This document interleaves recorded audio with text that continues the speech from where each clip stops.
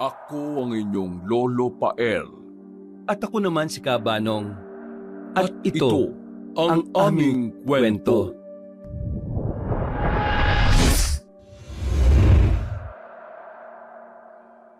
Hindi pa man tumutunog ang kanyang alarm ay maaga nang bumangon si Orlando sapagkat ito ang bilin sa kanya kagabi ng among si Ginang Medinilla.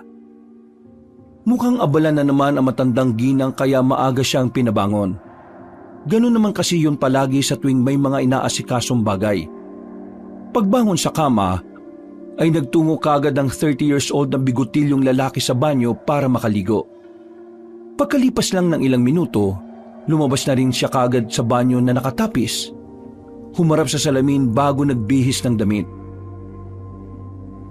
Salamat sa Diyos sa panibagong buhay at tiningan na to. Ay nako, ang gwapo mo talaga Orlando. Suwabing-suwabe pa rin ang bigote mo. Mr. Suwabe. Nang handang-handa na ay saglit muna siyang napatingin sa kalendaryo na madalas niyang markahan. Naku, malapit na nga palang fiesta sa amin ah. Makakapagbakasyon kaya ako sa bahay. Sana naman payagan ako ni Madam. Pero mukhang malabo eh. Di bali na nga. Ang malaga eh, may pera akong kikitain at ipapadala sa pamilya ko sa probinsya. Nakakapanghinayang lang dahil hindi ko masasaksihan ngayon yung masayang pista sa lugar namin. Sana sa susunod na taon, payagan na ako ni Madam. Subukan ko na rin kayang magpaalam mamaya. Baka sakali lang. Hinimasimas pa niya ang swabing bigote habang nakatingin sa kalendaryo at nag-iisip-isip pa rin. Nang tumunog na ang alarm, ay pinatay niya rin kagad ito. Pagkatapos ay lumabas na siya sa tinutuluyan niyang apartment na nasa likuran lang mismo ng magarang bahay ng kanyang amo, ang pamilya Alcantara. Pagdating sa parking area ay nakita na kagad niya si Ginang Medinilla, ang 65 years old na amo niyang babae. Nakatayo yun sa main entrance ng magarang bahay habang may kinakausap sa hawak nitong cellphone. Kahit may edad na yon, ay hindi pa rin mahahalata sa postura ng matandang babae. Hindi kasi ganun kakulubot ang kanyang balat kahit may kaputlaan ito ng kaunti. Magarang kasuotan nun at elegante talagang tingnan na kapag pinagmasdan ay masasabi talaga ng isang tao na mayaman talaga at karapat dapat na tawaging Madam. Pagkakita sa kanya na matandang babaeng sopistikada ay nagpaalam na yon sa kausap sa cellphone at saka siya hinarap. Magandang araw, Orlan. Okay na ba ang sasakyan natin? Pwede na ba tayong umalis ngayon? Magandang araw rin po, Madam. Oo, kagabi ko pa po na-check up tong sasakyan. Ihanda ko na rin po para makaalis na tayo. Napakagaling mo talaga at meron kang pagkukusa, Orlan. Hindi katulad ni Anthony na napakakupad. Mabuti na lang at kinuha na siya ng anak kong si Aster. Ayaw ko na talagang nakikita ang taong yun sa taniman ng mga bulaklak. Madam, huwag yun na hong sirain ang magandang araw nyo. Kalma lang ho, at huwag yun na hong pakaisipin pa yun. Tama ka nga naman. O siya, sige. Pakikuha mo na nga muna tong bag ko. Sige po, Madam. Akin na ho ang bag nyo at ipapasok ko na sa loob ng sasakyan. Lumapit nga ang bigotilyong lalaki at habang kinukuha ang bag ay bigla namang naagaw ng atensyon niya ang babaeng dumaan sa likod ni Ginang Medinilla. Natigilan siya at napatingin dahil namumukhaan niya yon. Ang babaeng yun ay ang kasambahay na si Aling Dahlia na sinundo niya noong nakaraang 10 buwan kung saan ay kabago-bago pa lang din niya. Halos kasabayan niya ang nasabing ginang pero ilang beses pa lang yata silang nagkibuan. Si Aling Dahlia ang pumalit naman kay Flora na sinasabing lumayas daw o tumakas sa mismong pagdiriwang ng pista ng mga bulaklak sa nasabing probinsya. Napapakunot ang noo na napatanga si Orlando sa nasabing kasambahay hanggang sa mapansin siya ni Ginang Medinilla na tila titig na titig sa likuran. O bakit? Bakit ka natutulala dyan, Orlan? May problema ba, ha? Wala naman po, Madam. Akala ko kung napaano ko na dyan eh. Halika na't baka maabutan tayo ng mabigat na daloy ng trapiko sa bayan. Opo, sige po, Ma'am. Pagkalakad ni Ginang Medinilla, papunta sa nakabukas na sasakyan, ay sinundan naman ng tingin ni Orlando ang nasabing kasambahay na naroroon pa rin. Pagpasok ng sasakyan, ay tumingin din naman doon ang matandang ginang bago muling bumaling sa tsuper. Natunugan na ng bigotilyong lalaki ang ibig sabihin ng mga tingin sa kanya ng amo. Kaya dali-dali siyang sumunod. Isinara niya ang pinto ng van at saka pumasok na rin sa loob ng sasakyan. Nang nasa driver's seat na siya, ay muling nagsalita ang nasa passenger seat. Arlan, pagkatapos ng pakikipagkita ko sa mga kaibigan ko sa bayan, saglit lang naman yon. Dumiretso tayo sa pamilihan. Pagkatapos naman nun dumaan na rin tayo sa terminal dahil susundin natin ang pamangkin kong si Yasmin. Sige po, madam. Wala pong problema. May bisita po pala kayo ngayon? Eksakto, dahil ba malapit na rin ang kapistahan ng mga bulaklak dito, madam? Isa yon sa dahilan kaya nagpunta rito ang pamangkin ko. Pero ang totoo niyan, susundin natin si Yasmin dahil kailangan ko rin ng tao ngayon. Medyo nananakit na rin talaga ang ulo ko sa mga kasambahay nating lagi na lang umaalis. Nung nakarang taon si Flora, tapos ngayon naman itong si Dahlia aalis na rin. Ho? Aalis na ho si Aling Dahlia?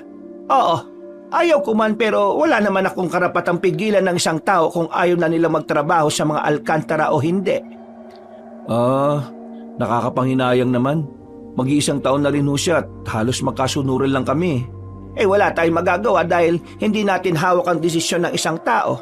Sa tingin mo, Arlan, may pagkukulang ba ako bilang amo? Ay naku, wala ho kayong pagkukulang, madam. Kung tutusin nga ho sobra-sobra nga po ang ginagawa niyong kabutihan sa aming mga manggagawa po ninyo. Siguro, meron lang hong mabigat na dahilan si Aling Dahlia kaya siya nagpasyang umalis. Yun nga ang sabi niya sa akin. Ayaw man daw niyang umalis kailangan na kailangan daw siya ng pamilya niya ngayon. Kaya hinayaan ko na lang. Pero pinakiusapan ko na muna dahil uuwi rin ng Sir Aster mo bago magfiesta. Hindi na umimik si Orlando. Narinig niya kasi na napabuntong hininga ang kanyang amo kaya pasimple niya lang yung minasdan sa rearview mirror. Doon niya rin napansin ang pagkunot ng mukha ng matandang babae na halata ang pagkainis at pagkadismaya matapos magsalita. Pasimpleng napaismid si Orlando sapagkat kakikita niya lang kanina kay Aling Dahlia bago sila umalis. Napaisip tuloy siya kung bakit nanaisin ng nasabing kasambahay na umalis. Samantalang sa minsan nilang pag-uusap ay palaging sinasabi noon na masaya siya at nakapagtrabaho siya sa mga alkantara. Napaisip tuloy siya sa biglang desisyon ni Aling Dahlia. Bakit naman kaya naisip ni Aling Dahlia na umalis sa puder ng mga alkantara? Hindi kaya merong nangyaring hindi maganda? Siguro kailangan ko siya makausap para mapaliwanagan na maayos patungkol sa desisyon niya. Siguradong kapag meron siyang nakausap, magiging maayos din ang kaisipan niya. Palagay ko naguguluhan lang yun sa problema ng kanyang pamilya. Naantala lang si Orlando sa pagmumuni-muni nang biglang magsalita ulit ang matandang babae. Tara na, Orlan. Wala naman na tayong hinihintay. Sige po, madam. Tayo na po. Kagad niyang binuhay ang makina ng sasakyan at pinaandar to ng marahan. Paglabas ng bakuran ay nahapyawan pa niya ng tingin si Aling Dahlia na nakatingin na rin sa kanila. Hindi na lang niya yun pinansin sapagkat patuloy sa pagsasalita ang amo niyang babae na hindi niya na rin masyadong inintindi. 10 buwan na si Orlando na nagtatrabaho sa pamilya ng Alcantara at ipinagpapasalamat niya ng labis sa Panginoon ang nangyari dahil pag-alis niya sa kanilang probinsya para makipagsapalaran ay agad siyang nakahanap ng trabaho at hindi siya napunta sa malupit na amo. Hindi kasi nag-alinlangan si Ginang Medinilla na tanggapin siya bilang personal na driver ng sambahayang yon. Sa 10 buwan niyang paninilbihan sa nasabing pamilya ay meron lang kakaibang mga napapansin ang bigotilyong lalaki. Magmula na mapunta siya roon, tuwing kada katapusan ng buwan nakikita niya ang pamilya Alcantara na tila may ginagawang kung ano sa gitna mismo ng taniman ng mga bulaklak. Meron kasi roong malaking patio na pinagawa rin mismo ni Ginang Medinilla at wala talagang mintisyon. Sa tuwing matatapos ang buwan ay nakikita niyang may kung anong ginagawa ang buong pamilya na hindi niya rin matukoy kung basta lang ba kasiyahan o ano. Hindi naman siya nakikialam sa mga ito, lalo na kapag hindi siya iniimbita na pumunta roon. Isa pa ay palaging ginaganap yun tuwing kasagsagan na ng pagtulog ng mga manggagawa. Ayon nga sa mga naririnig niya sa ibang trabahador sa taniman ng bulaklak, paraan daw yun ng pasasalamat ng pamilya dahil palaging masagana ang kanilang tanim. Pero iba ang balita ng mga kasambahay sa loob ng bahay. Minsan na kasi niyang narinig si Aling Dahlia na may kausap nga sa telepono at sinasabing napaka-weirdo nga raw ng ginagawa ng pamilya Alcantara. Nang maalala ang mga yon, habang nagbabiyahe ay sumagi tuloy bigla sa isip ni Orlando ang tinutukoy ng kasambahay na nagbabalak ng umalis. Hindi kaya may kinalaman yung pag-alis niya dahil sa bagay na yun? Kailangan ko nga talaga makausap si Aling Dahlia para makapagpaalam na rin kami at kahit na ako rin malinawan sa desisyon niya. Tila nagising sa ulirat si Orlando matapos marinig magsalita ang kanyang amo. Sa lalim ng kanyang iniisip ay hindi na rin niya namalayan na malapit na pala siya sa pupuntahang lugar. Napalingon siya sa rearview mirror at nakitang ngumiti ang matandang babae. Nako madam, pasensya na malapit na pala tayo. Hindi ko namalayan dahil masyado ako nakafocus sa daan Kaya nga kanina pa rin ako nagkukwento pero parang hindi ka sumasagot at napakaseryoso ng mukha mo. Nako, pasensya na ho talaga madam. Nakatulog ka ba ng maayos, Orlando? Oo naman ho, nakatulog naman po ako ng maayos. Pero parang napansin ko na medyo wala ka ngayon sa sarili mo Parang ang lalim pa ng iniisip mo kanina pa. Dahil ba to sa napipintong pag-alis ni Dahlia? Ha? Opo, parang ganun na nga rin po siguro. Medyo nangihinayang lang po ako dahil aalis na pala si Aling Dahlia. Nakakabigla lang talaga Samantalang nung huli namin pag-uusap masayang masaya pa siya nun. Nagtataka ho talaga ako sa naging desisyon niya ngayon. Ako man din. Kahit papano napamahal pa naman ako sa kanya. Inintindi ko na lang din kung ano man ang sitwasyon niya sa kanila sa probinsya. Pero wala Ganun talaga. Kagaya nga ng sinabi ko, wala naman akong karapatang pigilin ng kahit na sino sa mga tauhan ko na umalis sa poder namin. Nasasayangan talaga ako sa pag-alis niya Nanginayang ho ba? Ay nako, wag mo nang panghinayangan yung mga bagay na yon. Lahat naman may dahilan. Irespeto na lang natin yon. Kaya ikaw, Orlan, may tiwala ko sa iyo Huwag ka sanang tumulad sa mga kasambahay natin. Huwag mong sayangin ang tiwala na binigay ko sa iyo. Kung aalis ka, dapat magbigay ka naman ng sapat na dahilan para hindi nakakalungkot katulad nitong gagawin niyang si Dahlia. Ay nako madam, mahal na mahal ko po ang trabaho ko dito sa inyo. Sa palagay ko naman wala na rin namang dahilan para umalis ako sa inyo. Maliban na lang kapag kayo na mismo ang nagpaalis sa akin. Bakit mo naman naisip na paalisin kita bilang personal na driver ng mga Alcantara? Ay, baka lang naman madam. Pero lilinawin ko lang ni isang beses hindi sumagi sa isip ko ang gumawa ng kahit na anong kabalbalan. Baka lang po yun ang maisip nyo kaya nililino ko na lang kagad Ay mabuti naman kung ganon. Makakaasa ka na kapag nanatili kang tapat sa pamilya namin. Sigurado kong mas maraming pagpapala ang makukuha at darating sa iyo. Pagdating ng asawa kong si Aster at pamangkin kong si Jasmine, iimbitahan ko kayong lahat na makisalo doon sa patio ng taniman ng bulaklak. Ay, salamat po sa tiwala, madam. Sige excited na rin akong makita ulit si Sir Aster, pati na rin yung pamangkin ninyo. Hindi na umimik si Ginang Medinilla. Ngumiti na lang yun bago magpindot-pindot sa kanyang cellphone sapagkat malapit na sila sa destinasyon.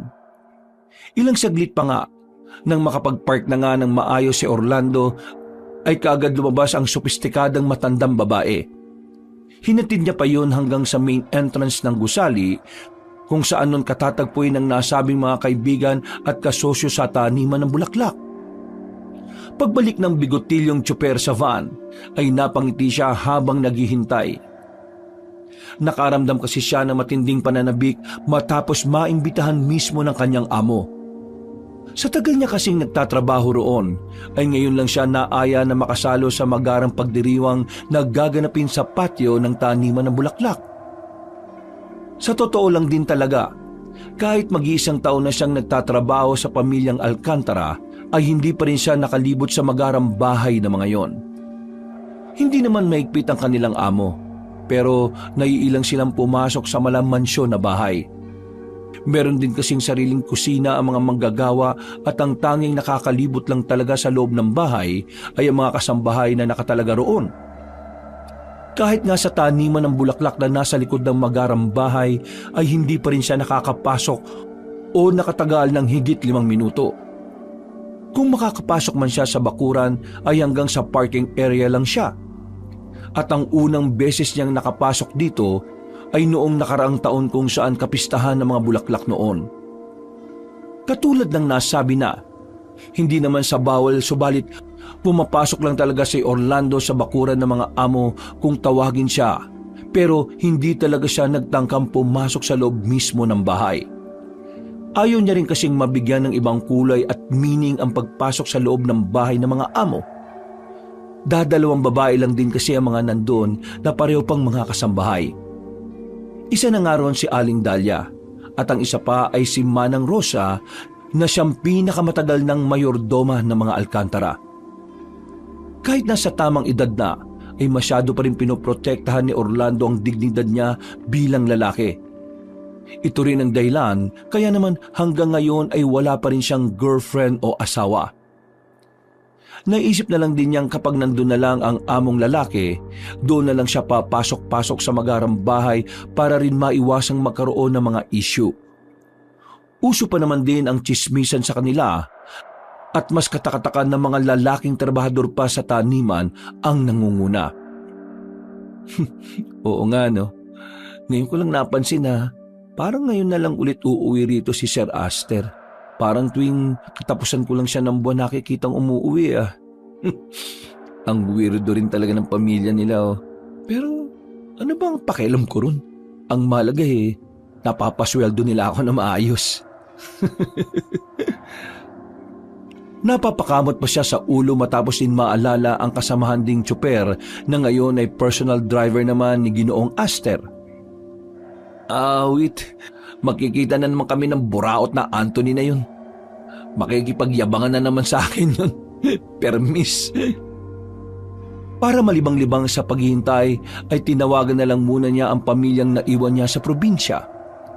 Nakausap niya kagad ang bunsong kapatid na si Sam na siyang nag-aalaga sa nanay Avila nilang 1 taon na ring na-stroke. Sa tuwing nakakausap niya talaga ang pamilya ay hindi maiwasang mamiss niya ang mga yon.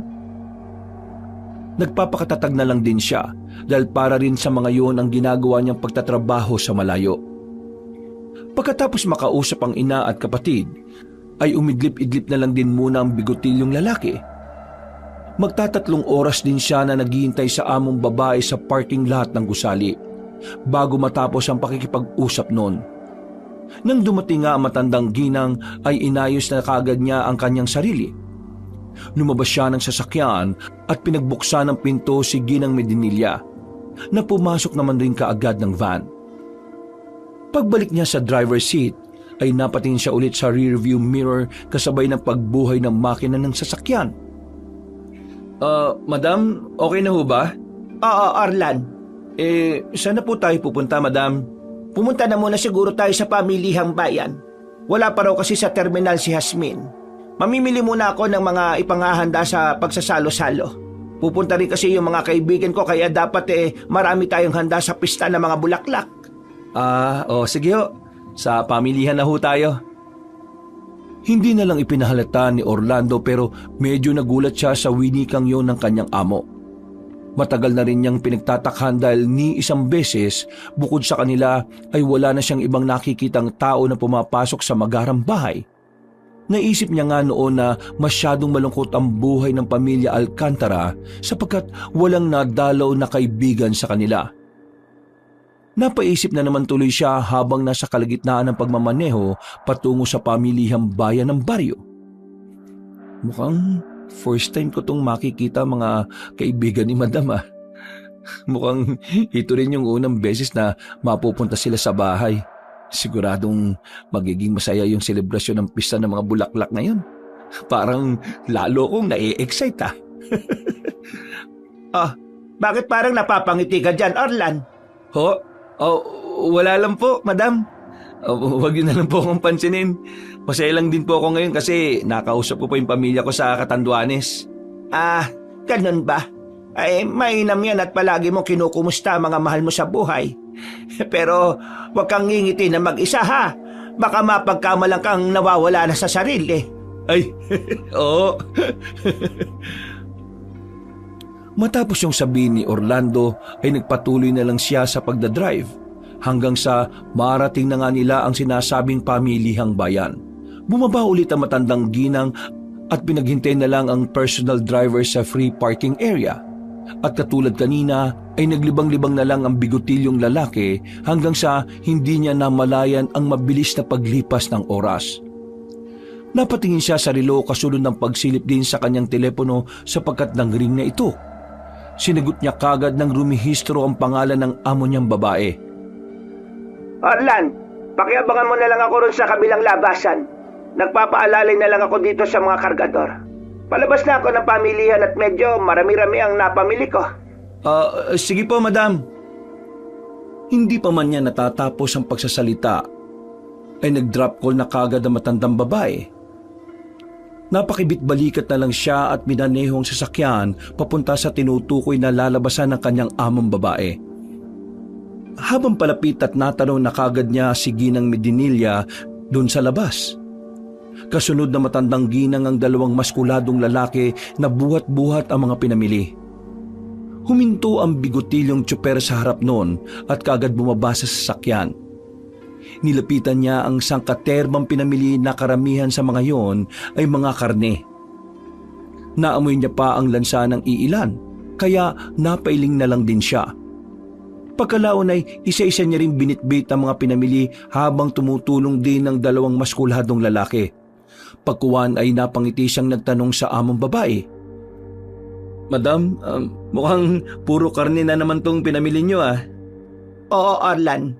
Alam mo namang mahilig ang pamilya dyan sa mga karne. At lalo na mga kaibigan kong bibisita. Dinamihan ko ng pamimili dahil ayaw kong mabitin lang kayong lahat sa pagkain. Sana ho, bumili na rin ho kayo ng isda o gulay para naman makatipid-tipid din ho, madam. Ay nako, magagalit lang sa akin ang Sir Aster mo. Sinubukan na namin yan nung nakaraang taon. Nasayang lang din at walang kumain, kaya nagalit ang asawa ko. Pinaalalahanan na nga niya rin ako na wag nang bibili ng isda o gulay para hindi rin masayang o mabulok. Ganun po ba? Sa bagay, kahit sino naman po magagalit kapag nasayang ang pagkain. Masino po pala talaga si Sir Aster pagdating sa pagkain no? Ay nako, sinabi mo pa. Wala yung pinalalampas at sinasaid niya talaga kapag kumakain ng isang buong tao. Ho? Tao? Ang ibig kong sabihin sinasaid niya talaga kapag kumakain ng buuhang karne. Akala ko ho, tao na talaga Ginawa niyo pang aswang si Sir Ay, oo nga. Sige, mauna na akong pumasok sa loob ng van. Sige lang ho, ako na bahala rito. Ikakarga ko lang ho ito sa van, itong mga pinamili niyo. Iabot mo na lang tong mga to sa dalawang kargador. Ikaw na bahalang maghati sa kanila. Sige ho. Matapos silang mag-usap ng among babae, ay nagpabalik-balik na siya sa van upang maisakay ang mga pinamiling karne. Nang matapos na, ay binigay niya rin kagad ang 500 piso sa dalawang kargador na pinaghatian nila bilang tip. Nagpaalam na rin siya at saka umalis na sila sa lugar na yon. So tuwing mamimili talaga sila, ay hindi nawawala ng iba't ibang klase ng karne. Kaya kung minsan ay nauumay na rin si Orlando dahil dito na rin ang gagaling ang kanilang kinakain. Ang naging solusyon ng tsuper sa tuwing magsasawa siya sa lasa ng karne ay bumibili at nag-iimbak na lang din siya ng mga instant noodles at mga dilata para maiba naman ang kanyang panlasa. Kung minsan ay sinasamahan na rin niya ng pag-iimbak ng isda dahil may ref naman sa apartment na tinutuluyan niya. Pati nga daing at tuyo ay nag-iimbak na din siya kung minsan. Okay lang po ba kayo dyan, madam? Baka mangamoy karne na ho kayo dyan sa likod, Ayos naman ako rito. Isa pa nakakarton naman ng mga pinamili natin, kaya hindi agad mangangamoy yan. Salamat sa pag-aalala mo, Orlan. Sige ho. Hindi na umimik ang matandang babae.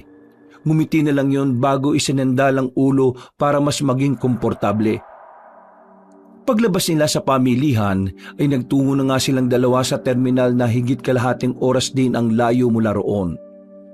Habang nasa biyahe ay napaisip na naman si Orlando patungkol nga sa pamangkin ng kanyang amo. Unang beses niya lang din kasing makikita ang babae. Ayon pa naman kay Ginang Medinilla, kaedad niya ang nasabing babae at single rin yon katulad niya. Naantala lang ulit sa pag-iisip ang bigotilyong driver nang meron nang tumawag kay Ginang Medinilla at hanggang makarating sila sa tapat ng terminal ay kausap na matandang babae ang kung sino mang nasa kabilang linya ng cellphone. Nang matapos na sa pakikipag-usap ay inutos muna ng amo ni Orlando na maghanap na mapagpaparkingan. Nang okay na ang lahat ay nagpaalam na muna ulit ang matandang babae sa kanya. Sinundan na lang niya yun ng tingin hanggang sa mawala na sa kanyang paningin. Parang yung Hasmin na siguro yung kausap ni Madam sa cellphone kanina. Sana hindi na kami masyado maghintay dito. Medyo kumakalam na yung sikmura ko eh. Pagkatapos sabihin yun ay napatingin siya sa rearview mirror at pinagmasdan ng muka. At dahil walang magawa ay inaliw-aliw na lang niya ang sarili sa pamamagitan ng pagpapapogi. Ayaw niya na kasing lumabas ng sasakyan at maglakad-lakad dahil medyo mainit pa sa labas.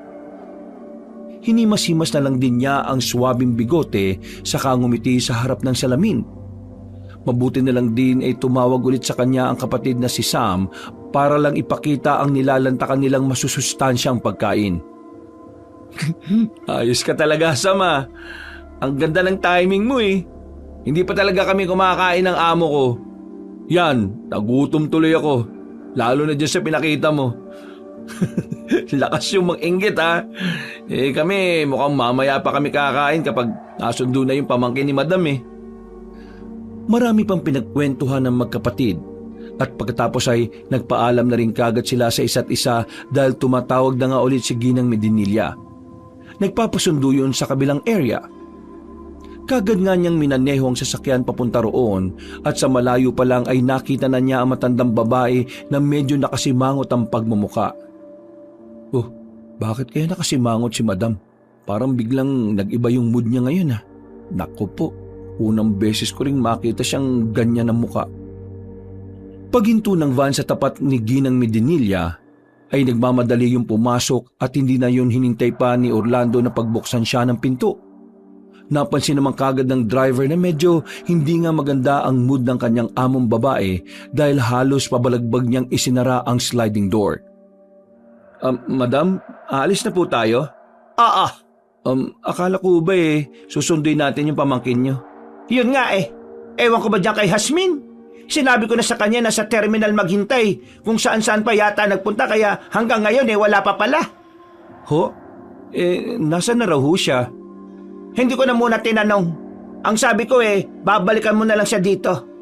Iniisip ko kasi yung mga pinamili nating karne kaya nagmamadali rin ako makauwi tayo eh. Sige po. Okay lang naman ho kung babalikan ko siya rito. Ang malagay malagay kaagad natin sa freezer yung mga karne para hindi mangamoy. Yun na nga eh. Pasensya ka na. Babalik ka pa tuloy dito niyan. Ay nako, ayos lang naman ho yun ma'am. Wala na rin naman ho kayong lakad ngayong araw, di ba? Mabuti na lang din talaga, wala. O halika na. At umuwi na muna tayo para makabalikan na rin kagad kung sakaling dumating na siya. Ang sabi kasi ni Hasmin, mga 1 oras pa raw siya bago dumating dito sa terminal. Ayaw ko nang maghintay ng ganong katagal dito at masasayang lang yung oras ko. May gagawin pa rin ako sa taniman kaya kailangan ko rin makauwi kagad. Sige ho. Tayo na ho ma'am. Biyahe na po tayo. Pasensya na pala kung napalakas ang pagsara ko ng pinto kanina ha. Nainis lang talaga ako dyan kay Hasmin eh. Kahit kailan talaga yung pamangkin ko na yan napakapasaway. Ay naku madam. Huwag na ho kayo magpasensya. Valid naman ho yung rason nyo eh. Hayaan nyo na ho at babalikan ko na lang ho yung pamangkin ninyo. Dahil sa mga sinabing yun ni Orlando ay tila guminhawa naman ang pakiramdam ng kanyang among babae. Pagkalaon ay nananghalian na nga muna sila sa isang restaurant bago nagpatuloy sa pagbabiyahe pa uwi. Marami pa silang mga napag-usapan tungkol sa mga bagay-bagay hanggang sa makauwi na sila sa magarang bahay. Sa malayo pa lang, habang palapit ang sasakyan sa gate ay nasipat na ni Orlando ang isang matangkad na lalaking moreno. May kasama yung balingkinitan at magandang babae na moreno rin ang kulay. Nakita rin ni Ginang Medinilla ang mga yon kaya nagtaka siya at napatanong sa kanyang driver. May tao sa tapat ng gate natin. Kilala mo ba yung mga yan, Orlan? Oo nga ho. Ngayon lang din ako nakakita ng tao eh. Teka, kilala ko yung lalaki ah. Dichiro? Si Dichiro nga ho. Dichiro? Sino naman yon? Pinsang buko, madam. Hindi ko rin alam kung paano ko natuntun dito eh. Pero ano kayang ginagawa niya rito? At may kasama siya. Naamoy ko na buntis siyang babae. Ho? Naamoy niyo ho? Ang ibig ko sabihin halata naman sa itsura ng kasama niyang babae. Tingnan mo maigi. Namumutla ang muka, nangangalumata, mukhang pagod at basta parang ang aura niya mukhang buntis. Ganun ho ba? Dahil doon ay kagad inihinto ni Orlando ang sasakyan habang unti-unting bumubukas ang gate ng magarang bahay. Napapailing pa ang bigotilyong driver habang pinagmamasdan ang mukha ng kanyang pinsan na nakatayo pa rin sa gilid ng gate, kasamang hindi pamilyar na babae. Pagpasok ng sasakyan sa parking lot, ay agad ding bumaba si Orlando para tulungang buhati ng mga pinamili papunta sa kusina. Kaya lang ay pinigilan siya ni Ginang Medinilla. Puntaan mo na muna yung pinsan mo ron at baka may importanteng kailangan sa iyo yon. Sigurado ho kayong okay lang, madam? Oo, ipapautos ko na lang yan sa mga hardinero. Kausapin mo na muna sila at magmadali ka na. Katulad nga ng sinabi ko kanina, buntis yung kasama ng pinsan mo. Siguradong importante ang pakay nila kaya naparito. Ay, salamat po, madam. Maiwan ko na ho muna kayo at pasensya na ho talaga. Dali-dali nang tumakbo ang bigotilyong lalaki at kinausap sa labas ng bakuran ang pinsang si Dichiro at ang kasama nitong babae. Oh, Dichiro, paano mo natuntun yung lugar na to? Grabe naman yung pagsalubong mo sa akin, pinsan. Di mo ba muna ako kukumustahin? Ikaw naman talaga, oh. Saka na tayo magkumustahan. Nagtatrabaho pa ako, Dichiro. Alis pa ako mamaya dahil may pinapasundo pa sa akin ng amo ko. May kailangan ka ba, ha? Natumbok mo, pinsan. Sana kasi. Kung po pwede sanang mag-request sa'yo na ipasok mo ako sa trabaho. Narinig ko kasi kay Tia Avila at sa kapatid mong si Sam na maganda trabaho mo rito eh. Di sa kanila mo pala nalaman tong kinaroroonan ko. Paano ka nakapunta rito? Ang layo-layo ng probinsya natin ah. Sus, eto naman. Importante pa bang malaman yon ha? Nakadisgrasya kasi ako. Itong si Donita. Buntis kasi ngayon at kailangan ko ng trabaho para matustusan yung pangangailangan nila ng magiging anak namin. Pinsan, alam kong hindi maganda ang naging samahan natin pero matitis mo ba ako na magkaroon ng buhay na hindi kaaya-aya yung magiging pamangkin mo? Ngayon lang naman ako lalapit sa'yo at manghihingi ng tulong eh. Wala lang talaga akong ibang choice at malalapitan. Galit rin kasi sa akin sila inay eh. Sino bang matutuwa sa ginawa mo? Nagtanang ka ng ibang babae at nabuntis mo pa. May asawa at anak ka ng damuho ka. Wag mo na akong sermonan, pinsan. Lunod na nga ako sa sermon dun sa atin eh. Ano ba? Tutulungan mo ba ako o hindi? Kung hindi, sabihin mo na lang kaagad para makalis na kami dito at maghanap ng ibang taong tutulong sa amin. Ang layo-layo pa ng naging biyahe namin para lang makarating dito tapos ganito lang din pala yung mangyayari. Ay nako, buhay nga naman ng mga tao. Nakaangat-angat lang ng konti, akala mo kung sino na. O sige na, pasensya na sa abala. Wala na sana talagang balak si Orlando na tulungan ng mayabang na pinsan, kaya lang ay nagulat siya nang biglang naniklod na sa kanya ang babaeng buntis. Umiyak yun ng umiyak, kaya nagulat talaga siya ng gusto at hindi na kagad nakapagsalita. Mabuti na lang din ay hindi na sila napansin ni Ginang Medinilla dahil pumasok na yun sa loob ng magarang bahay. Uy, tumayo ka na nga dyan, Donita. Kahit anong gawin natin pagmamakawa, hindi na tayo pakikinggan yung pinsan ko. Palibasa kasi, hindi na yun nakakakilala dahil nakatungtong na sa mansyon eh.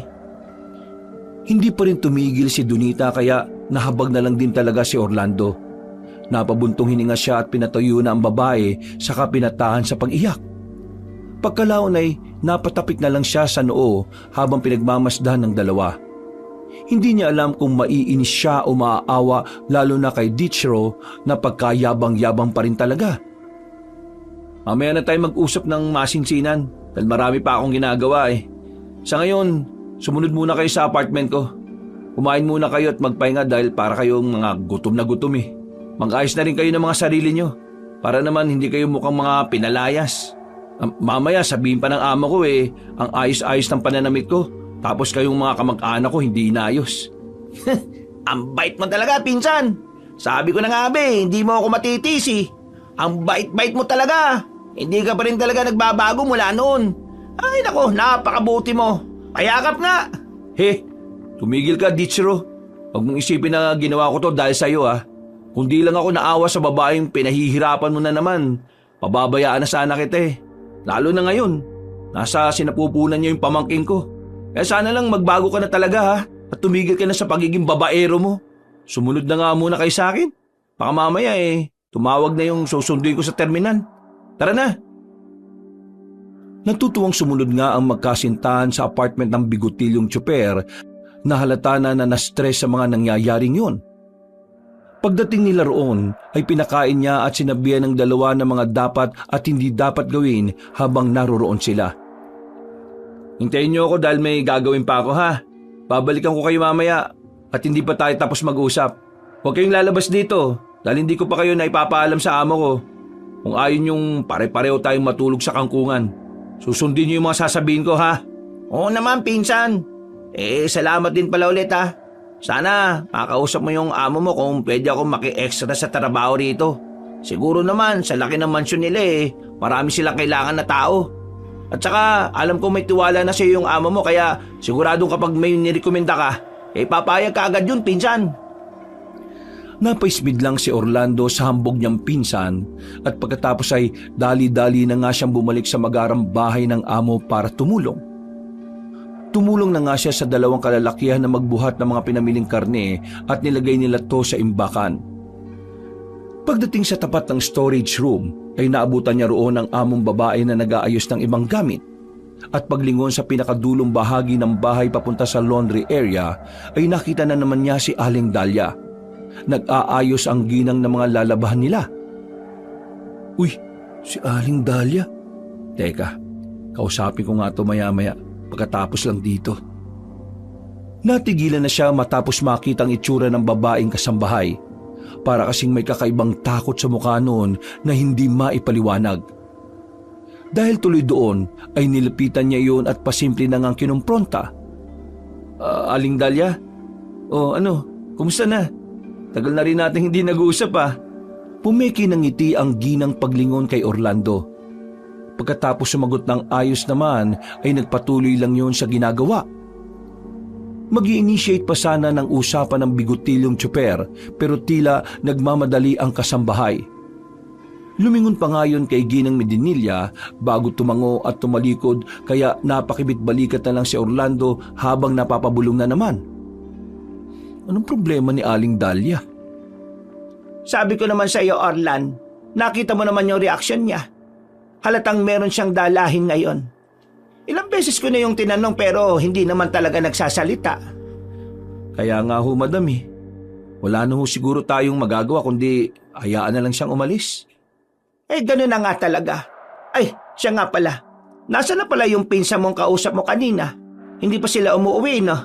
Naamoy ko pa kasi yung buntis Ano ho? Naamoy niyo pa ho yung buntis? Ha? Ang sabi ko huwag mo nang pansinin yung sinasabi ko. Napapagod ako sa biyahe hindi bali na.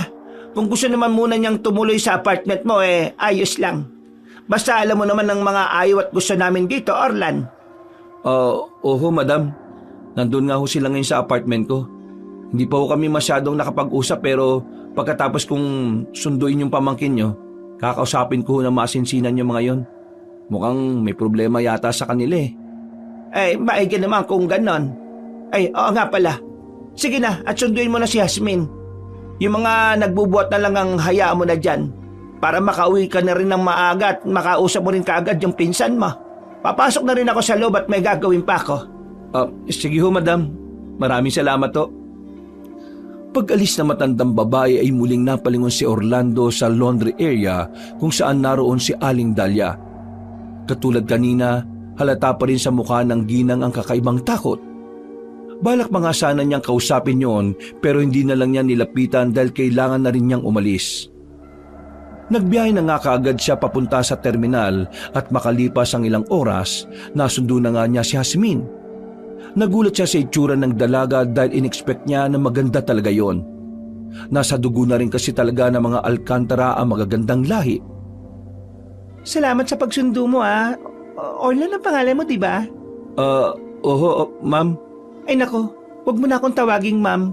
Jasmine na lang. Sabi nga pala sa akin ni Auntie Medinilla, mag-sorry ako sa'yo kasi naabala pa kitang bumalik-balik dito. Ay, Jasmine, wala yun. Trabaho ko rin naman to eh. So paano? Tara na ba? Kung wala na tayong hinihintay, sige na, tara na. Oo, kasi si Sir Aster may sariling driver naman yun eh. Baka mamayang gabi nandun na yun sa bahay. Okay, sige. Tara na nga kung ganun. Nagbiyahe na nga silang dalawa pabalik sa magarang bahay ng mga Alcantara. Inabot din sila ng mag-iisang oras dahil naabutan sila ng mabigat na daloy ng trapiko sa bandang bayan. At dahil doon ay marami silang napagkwentuhan. Napag-alaman tuloy ni Orlando ang maraming bagay tungkol sa dalagang si Jasmine. Kaya pala siya bumalik ngayon sa probinsya para gampanan ng isa sa mahalagang tradisyon ng kanilang pamilya na ginaganap sa gabi ng kapistahan sa baryo ng mga Bulaklak. Hindi na masyadong inusisa ng bigotilyong lalaki ang tungkol sa sinasabing tradisyon ng magandang dalaga dahil nahihiya siya. Naisip na lang niya na siguro ay may kinalaman yun sa pagganap sa pagsasalo-salo doon sa patio na nasa gitna ng taniman. Pasado 6:00 ng gabi, pagpasok ng sasakyan sa bakuran ay may nakita na si Orlando na isa pang sasakyan. Nang makita niya si Anthony na humihipak ng sigarilyo sa isang sulok ay napaismid siya. Jasmine, mukhang nandyan na yata si Sir Aster oh. Ay, oo nga. Nauna pa sa akin si Uncle. Mas nakakaya tuloy. Hindi. Okay lang yan. Paano? Dito na lang tayo. Pwede ka nang bumaba. Pagbaba ng dalaga ay nagpasalamat ulit yon sa kanya bago pumasok sa loob ng magarang bahay. Lumabas naman siya at tinarap si Anthony. At katulad ng inaasahan, ay nakipagyabangan nga sa kanya yon na hinayaan na lang niya. Ilang saglit pa ay nagpaalam na siya dahil sa kanya lang naalala na nasa apartment pala ang isa pang mayabang na pinsan niyang si Dichro. Dali-dali siyang nagpunta roon at habang naghahaponan sila ay kinausap na nga niya ng masinsinan ang pinsan at pinagalitan na rin. Sa gitna ng pag-uusap ay nagulat sila pare-pareho dahil mula sa pintuan ng apartment ay biglang sumulpot si Ginang Medinilla, Ginoong Aster at Jasmine. Namilog talaga ang mga mata ni Orlando dahil alam niyang hindi naman nagagawi roon ng kanyang amo. Ito ang unang pagkakataon na nangyari yon. Anong ginagawa niyo rito? Naku, pasensya no't medyo magulo. Kakakain lang din namin eh. Kain no, ma'am, sir. Aligagang kinuha ni Orlando ang mga upuan at inabot sa mga amo. Tumulong na rin si Dichro na halatang nagpapa-impress. Ma'am Medinilla, Sir Aster at Jasmine, si Dichro nga ho pala, pinsan ko. Ito naman ho si Donita, kasama ng pinsan ko. Magandang gabi mga madam at sir. Salamat sa pagpunta nyo rito sa amin. Pasimpleng napakunot ng noo si Orlando dahil napansin niyang wala sa kanila ang tingin na mag-anak kundi na kay Donita. Pagkatapos ngumiti ng mga yun ay sabay-sabay silang umupo habang nakatingin pa rin sa babaeng buntis. Dichro, kumuha ka nga muna ng tubig, bilisan mo. Doon sa ref, may malamig na tubig doon. Sige pinsan. Ma'am, sir, pasensya na ho talaga kung makalat ang naabutan niyo Anak wala yan Orlan. Huwag kayo masyadong mataranta.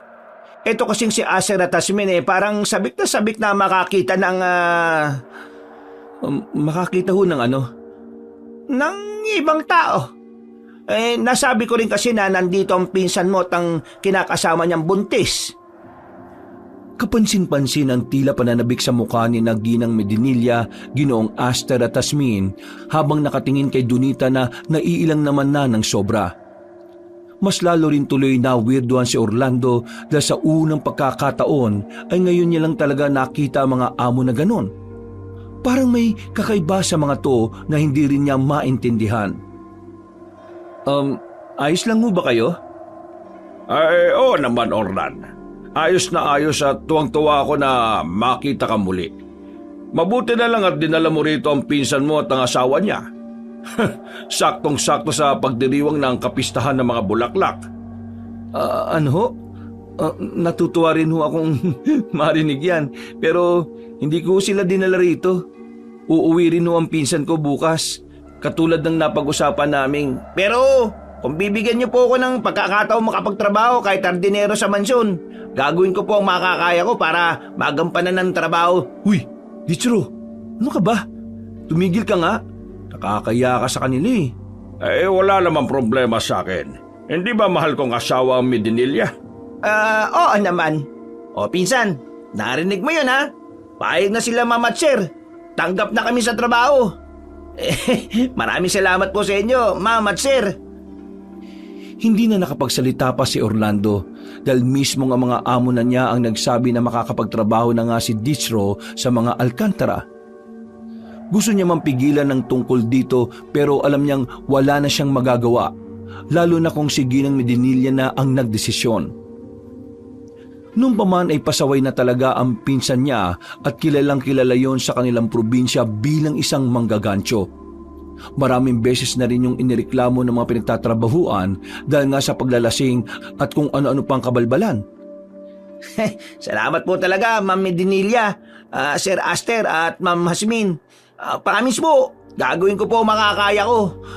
Pagtutulungan po namin ng kalibin partner kong si Donita. Kailangan namin ngayon si Donita sa mansyon. Ay, sige po, walang problema. Mahal, Donita, mag-ayos ka na dyan. Kailangan ka raw sa mansyon ngayon. Bilisan mo na, huwag ka nang pabagal-bagal.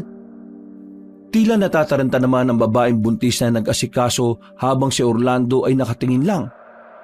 Pinoproseso pa rin kasi ng utak niya ang mga nangyayari ng mga oras na yon. Alam niya naman na hindi na mababali ang sinabi ng mga amo nila, kaya napabuntong hininga na lang siya. Orlan, ayos ka lang ba? Pasensya na at alam mo naman na aalis na si Dahlia ngayong gabi kaya kailangan din talaga namin ng papalit sa kanya. Ho? Wala akong problema sa akin, madam. Okay na rin po yun. Mabuti naman kung ganon. Sabi ko naman po sa inyo ma'am. Ayos lang sa pinsan ko Hindi naman po talaga ako nagkamali ng pinuntahan. Salamat po sa tiwala. Walang anuman. Uy, Donita, bilisan mo na dyan. Huwag ka nang pabagal-bagal. Ayaw kong mapapaya tayo sa mga bago nating amo, lalo na rito sa pinsan ko. Tumayo na nga kagad ang mga Alcantara at lumabas na ng apartment. Sumunod naman si Donita na parang napipilitan lang din naman dahil wala na rin naman yung magagawa. Habang pinagmamasdan ni Orlando mga iyong palayo, ay hindi niya rin maiwasang mapaisip. Hindi niya alam kung bakit pero nararamdaman niyang tila merong kakaiba. Bigla na lang tuloy kumabog ang dibdib niya sa hindi malamang dahilan. Naantala lang yon nang tapik-tapikin siya ng pinsang tuwang-tuwa sa mga nangyayari. Pinsan, salamat sa iyo Ang galing mo. Siguro kinausap mo yung mga amo mo para mapayagan kaming makapagtrabaho dito, no? Piruin mo yun, kahit bagong salta lang kami, pumayag ka agad sila. Dahil yun sa'yo, pinsan. Thank you. Tigilan mo nga ako, Dichiro. Iligpit mo na yung mga pinagkainan nyo dyan. Tapos lumipat ka na rin sa kabilang apartment. Malamang doon din kayo patutulugin yan dahil walang tao ron. Sige. Pero pwede ba tayong mag-inom? Selebrasyon man lang ba? Mag-inom ka mag-isa mo. Bisa mo nang magligpit dahil inaantok na ako. Nagpunta na nga lang ng banyo ang bigotilyong lalaki para magbanlaw ng katawan. Gusto niya rin kasing mahimasmasan para kahit papaano ay lumamig-lamig ang kanyang ulo dahil kay Dichiro. Paglabas niya ay malinis na ang buong silid at wala na roon si Dichro. Nakahinga siya ng maluwag at kaagad na humiga sa kama dahil na rin sa pagod. Nakatulog siya kaagad at nagising ng mga bandang madaling araw dahil nakarinig siya ng ingay sa kabilang apartment. Nabubugnot siyang napabangon at nang lumabas ng kanilang apartment ay saka naman tumahimik. Ay nako, mukhang araw-araw na ako mabubulaw ng lintik na Dichro na to. Nang pabalik na siya sa loob ng apartment ay narinig niya ang pagsigaw ni Aling Dahlia. Dahil doon ay dali-dali siyang tumakbo papunta sa apartment ng nasabing kasambahay. Naabutan niya roon ang mayordomang si Manang Rosa na tila naalimpungatan din dahil sa ingay. Nawala na rin tuloy ang antok niya dahil sa sigaw na parabang humihingi ng saklolo. Manang Rosa, narinig niyo ba yung boses na sumigaw na yon?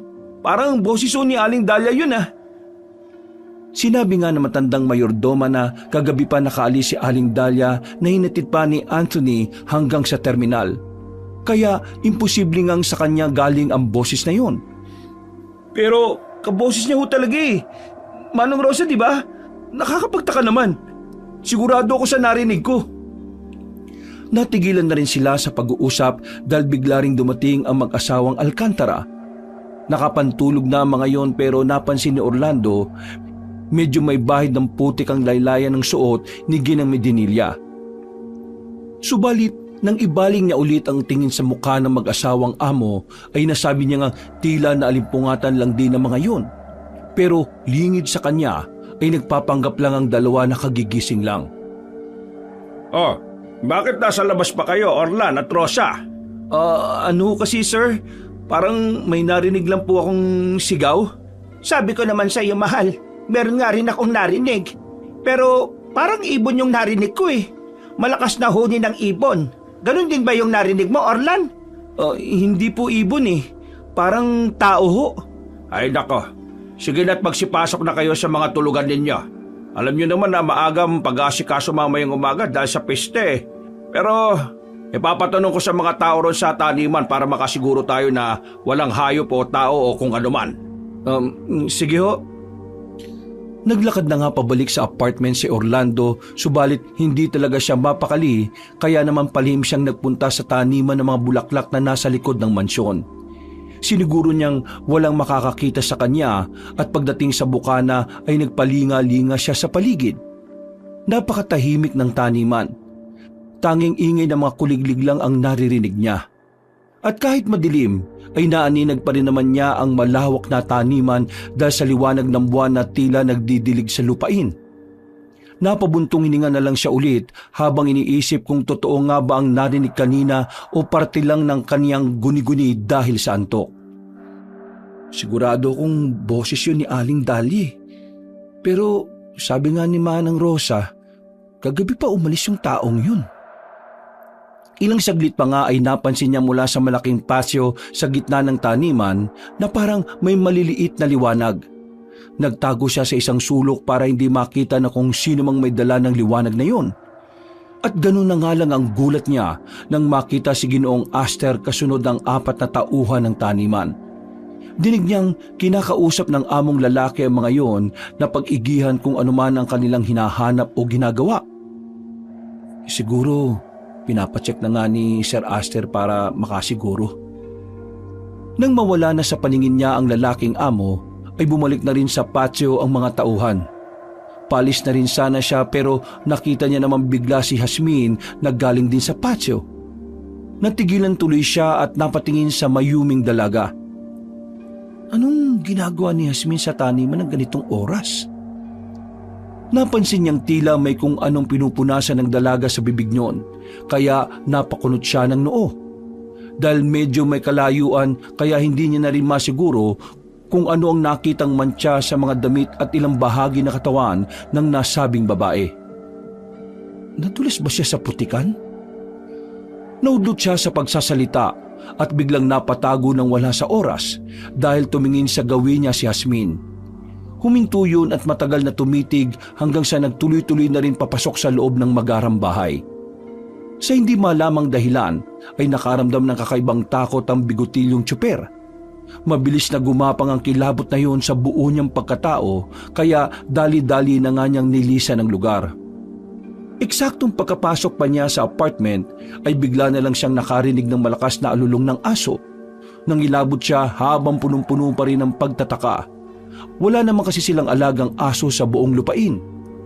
Nangilabot na naman siya at ramdam na ramdam niya ang pagtayuan ng mga balahibo sa buong katawan. Aso ba talaga yun? Parang hindi. Ano ba itong mga kawirdohang nangyayari ngayon? Naiga na lang siya sa kama at nagdasal ng taimtim hanggang sa makatulog nga siya ng mahimbing. Kinabukasan ay nabulaho siya dahil merong malakas na kumatok sa pinto. Nagmamadali na sana siyang bumangon pero nang marinig ang boses ng bagong saltang si Dichro ay napakunot-noo siya. Pinsan! Pinsan! Pabuksan naman ang pinto! Gising na, pinsan! Bilis! Ay, ano ba? Diyos ko naman, oh. Narurusahan yata ako ng Diyos, eh. Walang gana niyang pinagbuksan ng pinto ang mayabang na pinsan at pagkakita rito ay tinamlayan niya lang yun ng tingin. Teachero, ang aga-aga mo naman istorbo, eh. Alam mo bang halos hindi ako nakatulog magdamag, ha? Tapos ang ingay-ingay nyo kagabi. Kalabugan kayo ng kalabugan sa kabilang apartment. Para kayong mga walang kapitbahay, ah. Anong kalabugan kami ng kalabugan? Eh ako lang naman ang nasa kabila kagabi pa. Hindi pa nga yata umuwi si Donite. Ha? Oo nga. Kaya nga kita kinakato kasi magpapasama na ako sa iyo na pumunta sa mansyon. Nakakaya kasi kung ako lang ang pupunta ron. Pagtatanong ko lang kung umuwi na ba si Donita o baka maaga lang gumising. Sige. Saglit lang.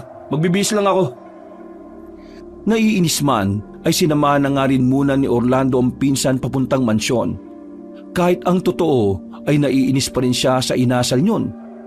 Pagdating nila roon ay naabutan nila sa likod din si Ginoong Aster, Ginang Medinilla at Jasmine na nag-aalmusal. Si Manang Rosa ang nagsiserve sa kanila at hindi si Donita kaya nagtaka ang magpinsan. Nahiyaman ay lumapit na si Orlando at Dichro para nga itanong kung nasaan ang babaeng buntis. Magandang umaga, Orlando at Dichro. Halik kayo at maupo para kumain. Masarap yung karneng iniluto ni Rosa. Sariwa yan at kaninang madaling araw lang yung kinatay. Pagtingin ni Orlando sa karneng nakalatag sa lamesa ay parabang bigla na lang nag-iba ang kanyang paningin. Naamoy niya rin kasi na parang ang lansa-lansa pa ng karne at napansin niya rin ang sariwang dugo na tila ginawang sabaw. Tulala ka naman, Orlando. Bakit? Pasensya na po. Busog pa po ako dahil nakapagkape na ako kanina, eh. Nagkape eh. Hindi ka pa nga nag-aalma. Araray. Bakit mo naman ako pinatukan, pinsan? Hindi ko sinasadya. Ang sakit kaya. Manahimik ka na nga. Hindi tayo pumunta rito para mag-almusal, no? Kung di pa kayo nag-aalmusal, umupo na kayo at sumabay muna kayo sa amin. Busog pa po talaga kami, eh. Ma'am, sir, itatanong lang ho sana namin kung nasa looban ng mansyon si Donita. Sabi kasi nitong mabait kong pinsan, eh, parang di para umuwi, eh. Di ba, Dichro? Opo. Pero hindi rin ako sigurado kagabi kung umuwi ba siya. Mahimbing ko kasi talaga ako matulog, eh. Pagkagising ko, wala pa rin siya, eh. Nagkatitigan sa isa't isa si Ginoong Aster, Ginang Medinilla at Jasmine. Napansin niyo ni Orlando kaya pasimple siyang napakunot ng noo dahil parabang may kakaibang ikinikilos ang kanilang mga amo. Sa hindi na naman malamang dahilan ay bigla na lang nanayo ang mga balahibo niya sa braso at batok kaya pasimple siyang napahimas doon. Naantala lang ang namumuong takot nang magsimula ng magwika ang kanilang mga amo. Bago mag-alas 10 ng gabi, pinauwi na namin siya. Nung nagkita-kita tayo, nakauwi na yung si Donita. Alam naman namin na buntis siya kaya hindi na rin muna namin masyadong pinagawa ng mga mabibigat na bagay. Maaga lang siyang nagising at ayaw ko nga sana siyang utusan ngayon kaso marami tong ginagawa ni Rosa, eh. Nagpresenta na lang din si Donita na siya na magpunta sa pamilyan para sa iba pang pagkain na kakailanganin natin mamayang gabi sa pagsasalo-salo. Si Anthony na rin ang pinagmaneho ko dahil alam kong pagod ka kahapon gawa nitong pagsundo mo sa pasaway kong pamangkin. Pasensya na pala ulit, Orlan, ha? Tumango-tango na lang ang magpinsan at pagkatapos ay nagpaalam na sila sa mga amo. Naiwan naman si Dichero dahil sabi ni Ginoong Aster ay meron daw ipapaayos sa kanya sa bukana ng taniman. Gusto kasi ng mga Alcantara na maging maganda at presentable ang bungad pa lang para makita ng mga darating na bisita. Dahil wala namang ginagawa, kaya nagpahinga na lang muna sa apartment si Orlando. Sa totoo lang, pagkatapos ng narinig niyang sigaw kagabi, ay nag-alala rin talaga siya para kay Donita.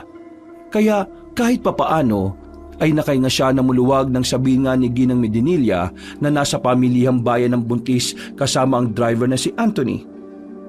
Subalit sa kabilang banda, may parte ng puso at isipan ng bigotilyong lalaki na nangangamba pa rin. At hindi niya rin alam ang dahilan ng pangambang yon. Para bang natutunugan niyang may mangyayaring hindi maganda na ewan. Maya-maya pa, bago manangalian ay naisipan niyang magpunta sa parking para i-check ang sasakyan. Nakaugalian na rin kasi niya yon dahil nga may mga pagkakataong bigla silang umaalis. Sinisiguro niya na palaging walang aberyang mangyayari sa pinakamamahal niyang van. Naisipan niyang umikot sa harapan ng magarang bahay para na rin makapaglakad-lakad bilang ehersisyo. Nagpaaraw na rin siya dahil maganda sa balat ang sikat ng araw at hindi pa rin naman ganon kainit. Nang nasa harapan na siya ng malaking gate na nakabukas, ay nasipat niya si Dichero na naggugupit ng mga halaman. Natuwa siya sa kasibagang ginagawa ng pinsan kahit naiinis pa rin siya. Pero bigla ring napawi ang ngiting yon na makita niya sa parking area na nakapark ang sasakyan na ginagamit ni Anthony. Oh, nakauwi na sila Anthony at Donita. Uy, pinsan! Anong ginagawa mo dyan sa labas? Nakita mo ba itong tinatrabaho ko? Ang astig no? Nadiskubre ko na mahusay pala ako sa pagtatabas ng mga halaman. At alam mo ba kung magkano yung sahod na sinabi sa akin ng mga amo natin, ha? Wala mo, pinsan! Dumating na ba si Donita at Anthony? Kanina pa ako nandito eh. Wala pa naman ako napansin. Yung sasakyan na itim, kanina pa ba yan nandyan? Oo, kaninang umaga pa yan nandyan. Bago ako magsimulang magtabas dito. Bakit? Yan yung sasakyang dinadrive ni Anthony. Ano? Di ka rin talaga nag-iisip no? Kung nandito yan, ibig sabihin, anong sasakyan ang ginamit nila papunta sa pamilihang bayan? Wala namang mga jeep o tricycle na papunta rito.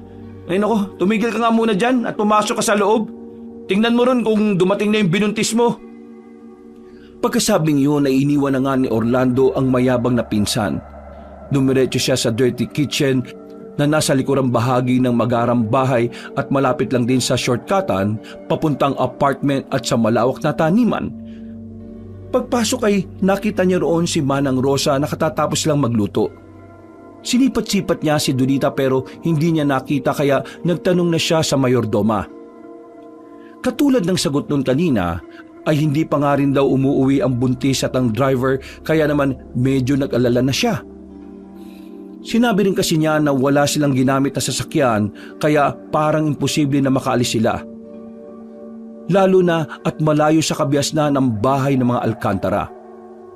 Habang patuloy na kinakausap si Manang Rosa ay unti-unting nagtayuan ng mga balahibo niya sa iba't ibang bahagi ng katawan. Kinukutuban na naman kasi siya at alam niya sa sarili na may hindi talaga magandang nangyayari sa mansyon na yon. Pakiramdam niya ay may mga maliliit na dagang nagkakarirahan sa kanyang puso at parabang gusto nitong butasin ang kanyang dibdib para makakawala. Napahawak siya roon habang pinagmamasdan ng mayordoma na tila nagtataka naman sa reaksyon niya. At para mawala ang nerbiyos ay uminom na lang siya ng tubig hanggang sa eksakto rin ang pagdating ni Jasmine na tila naggulat pagkakita na parabang namumutla siya. Ayos ka lang ba, Orlan? Namumutla ka yata, ha? Humugot muna ng malalim na hininga ang bigotilyong driver hanggang sa kumalma na siya. Pagkalaon ay nilingon niya ang mayuming babae bago pilit ng initian yun. Pangiti-ngiti ka lang dyan. Ano bang nangyayari sa'yo? Parang kaninang agaan pa kita napapansin na wala sa sarili, ha? May problema ka ba? Ha? Ayos lang naman ako. Itatanong ko lang sana kung nandyan na sina Anthony at Donita. Oo, kadarating lang nila. Nandun na si Donita sa likod kasama yung asawa niya. Punta mo sila roon para makita mo. Ha? Sige. Salamat ah. Pupunta na sana ni Orlando sina Dichero at Donita sa likod ng maggarang bahay pero biglang tumunog ang cellphone niya. Nang makitang rumehistro ang pangalan ni Ginang Medinilla ay kaagad niya yung sinagot. Inutos nga ng amo niyang babae na ipagmaneho para sundin ng mga kaibigan niyang bibisita. Dahil nakaayos naman na kaya dumiretso na kaagad ang lalaki sa parking kung saan niya naabutan ng matandang Ginang. Aba, ang bilis mo Orlando ah. Pasensya na mukhang nagpapahinga ka yata. Nagpapasundo na kasi yung mga kaibigan ko dahil gusto nilang matikman kagad yung masarap na putahe habang sariwang-sariwa pa. O, tara na. Sige ho, madam. Wala na nga silang inaksayang oras. Kagad nagbiyahe si Orlando at Ginang Medinilla para nga magsundo ng mga bisita. Nang mapadaan sila sa kabayanan ay medyo masikip na ang daloy ng trapiko dahil sa kaliwat kanang mga tao na nanonood sa parada. Gumawa na lang ng paraan ng lalaking bigotilyo para makalis kagad sila sa lugar na yon. Ilang saglit pa ay nagtaka siya dahil parang napakaliblib na ng kanilang pinupuntahan. Kaya tiningnan niya sa rearview mirror ang among babae at tinanong, Madam, mawalang galang na ho ah. Tama ba itong tinatahak nating daan? Parang ngayon lang kasi ako napadpad dito eh. Huwag ka mag-alala dahil nasa tamang daan tayo. Ayun na yung lumang bahay, oh. Nang lingunin ni Orlando ang nasabing bahay ay nangilabot na naman siya. Parang katulad lang kasi yun ng mansyon ng mga Alcantara pero mas luma at mas maliit. Hindi na siya nagpark sa loob ng bakuran katulad ng bilin ng among babae. Sa tapat ng malaking puno ng balete ay doon niya ipinwesto ang van at naghintay na lang siya sa amo. Sa kanya lang namalaya na nasa 4:00 na pala ng hapon. Mabuti na lang din pala ay nakakain siya ng tanghalian bago sila umalis. Habang naghihintay sa amo ay muli siyang napatingin sa nasabing bahay. Napakulot siya ng noo pagkadaka matapos muling makaramdam ng kakatuwang bagay. Ang weirdo talaga ng mga mayayaman dito sa probinsya. Yung mga bahay nila parang ewan. Parang mga haunted house na o tirahan ng mga mayayamang mangkukulam. Ew! Malaki ang paniniwala ni Orlando sa mga multo, demonyo at mangkukulam dahil usong-uso yun sa kanilang probinsya at may mga ebidensya na rin patungkol dito. Kaya lang, pagdating sa usapang aswang ay hindi siya masyadong bilib. Sa probinsya kasi kung saan siya lumaki, ni isang beses ay hindi pa siya nakakakita ng kahit na anong uri ng aswang. Kaya para talaga sa kanya ay katang-isip lang ang mga yon. Natigilan siya sa pagmumuni-muni nang biglang umihip ang hangin. Dahil nakabukas ang bintana ng van sa tabi niya, kaya naramdaman niya ang malamig na samyo ng hangin. Napatingin siya sa puno ng balete lalo na nang maglaglaga ng mga dahon ng nasabing puno.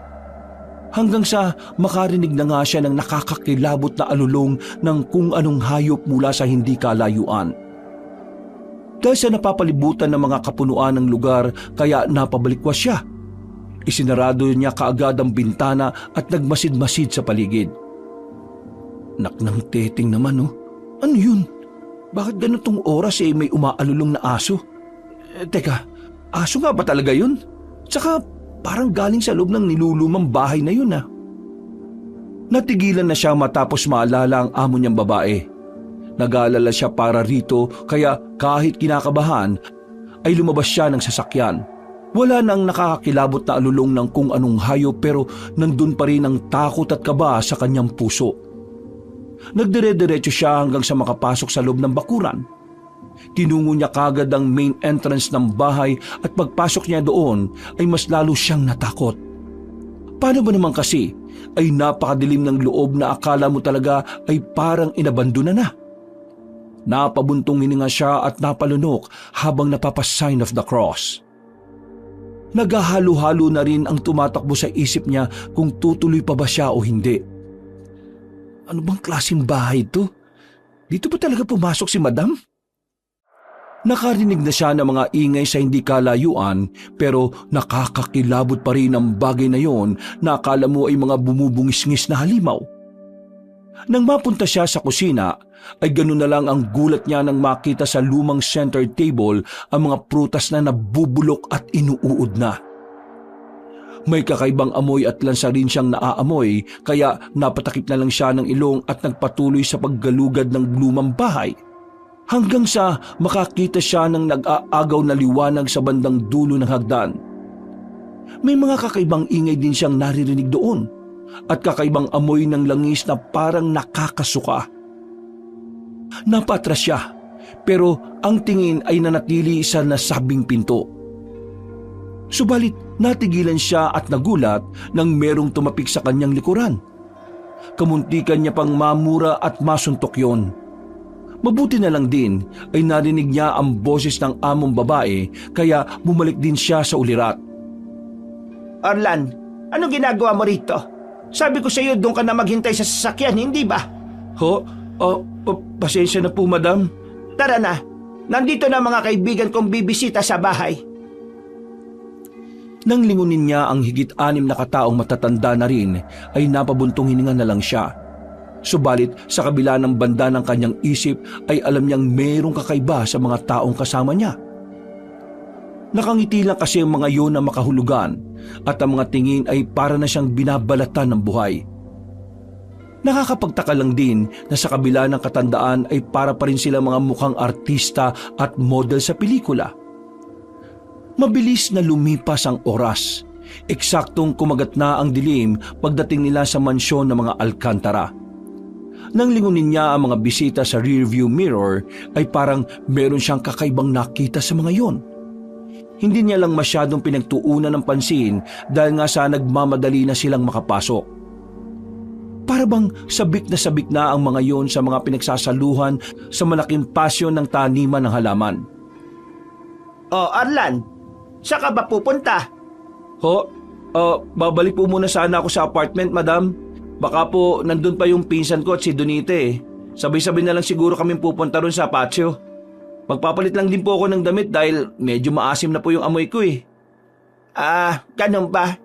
Pero nasisiguro ko sa iyo na nandoon na si Dichero at Donita sa patio. Bilisan mo na lang kaagad ha. Opo. Palis pa lang si Orlando nang bigla namang dumating si Ginoong Astor na siyang sumalubong sa mga bisita. Tara na sa loob dahil sigurado akong masarap ang pinaluto kong karne kay Rosa. Ginawa ko talagang espesyal yon para sa pagdating ninyo. At sigurado akong malinamnam at sariwang-sariwa mga pagkain. Natikman ko na kagabi kaninang umaga mga luto niya. Napakasarap talaga. Sa tagal ng panahon, ngayon na lang tayo nakatikim ng ganong klaseng karne. Salamat din at kahit papano pinaintulutan tayo makatikim ng samahan dahil sa pista naman ng bulaklak sa ating probinsya. Sabay-sabay natin pagsaluhan ng napakasariwang handog sa atin. Habang nagkakatinginan ng lahat, ay nakakaramdam na naman si Orlando ng kakaibang takot habang nakikinig. Pakiramdam niya kasi ay hindi na karne ng hayop ang pinag-uusapan ng kanyang mga amo. Mabuti na lang din ay pumasok na ang mga yon at nagtungo sa malawak na patio ng taniman ng bulaklak. Patakbo nang bumalik si Orlando sa apartment at kaagad nagbihis dahil ayaw niya ring magpa-VIP sa mga amo. Excited man dahil ito ang unang pagkakataon niya na makakasalo sa pagdiriwang na yon, pero nandun pa rin ang kaba niya na hindi niya maintindihan. At katulad nga ng sinabi ni Ginang Medinilla, wala na nga si Dichero at Donita sa apartment. Nauna na nga mga yon sa patio kaya nagmamadali na rin siya. Nagmamadali na nga siya at pagdating sa bungad ng taniman ng bulaklak ay naririnig na nga niya ang mga ingay. Pero habang papalapit siya ng papalapit ay mas lalong lumilinaw ang ingay na naririnig niya. Hanggang sa mapagtanto niyang tila hindi yun ingay ng kasiyahan kundi ingay ng pagmamakaawa at hinagpis ng iilang tao. Nang malapit na sa malaking patio ay saglit na huminto ang bigotilyong lalaki at pinagmasdan ng mga nangyayari. Nakita niya si Ginoong Astor, Ginang Medinilla, Hasmin, Manang Rosa at ang bisita na nag-aangat ng mga kupitang hawak. Nang sipatin niya ang laman ng mga yon ay nanlaki ang kanyang mga mata. Amoy na amoy rin niya kasi ang malansa at sariwang dugo ng tao. Napalingon siya sa mesa at mas lalo siyang nagimbal dahil nakita niya roon ang patay na katawan ni Anthony. Nakalatag yun sa mahabang mesa na parang sariwang lechon. Wakwak ang tiyan at kalat-kalat ang karne. Para sa masaganang anihan ng mga bulaklak! Para sa mga sariwang dugo na siyang magiging pataba sa ating talim!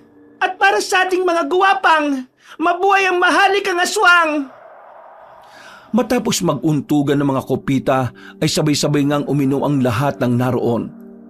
Mailan pa nga na panay ang lantak sa patay na katawang nakahain sa mahabang mesa. Halos may statwa naman si Orlando sa kanyang nakita. Nangatog ang kanyang tuhod lalo na nang makita ang ulo ni Anthony na nahulog sa sahig. Dinampot pa yun ng isang lalaki at saka nilantakan ng mga mata. Halos maduwal at maihi si Orlando sa mga nakikita niya hanggang sa pinatunog na nga ni Ginang Medinilla ang kupita gamit ang kutsara. Tumingin sa matandang babae ang lahat at pagkatapos ay inilabas na nga ni Ginoong Aster ang isa sa mga espesyal niyang pagkain ng gabing yon. Mas lalong naging balang bigotilyong binata pagkakita sa nanlulupaypay na si Aling Dahlia at Donita. Napasingap naman ang mga bisita dahil humahalimuyak sa kanya ang amoy ng dalawa. Doon nga lang din napagtanto ni Orlando na buntis din pala si Aling Dahlia. Naalala niya bigla na meron yung kasintahan noon na isang manggagawa sa taniman na bigla lang ding nawala 3 buwan na ang nakalilipas.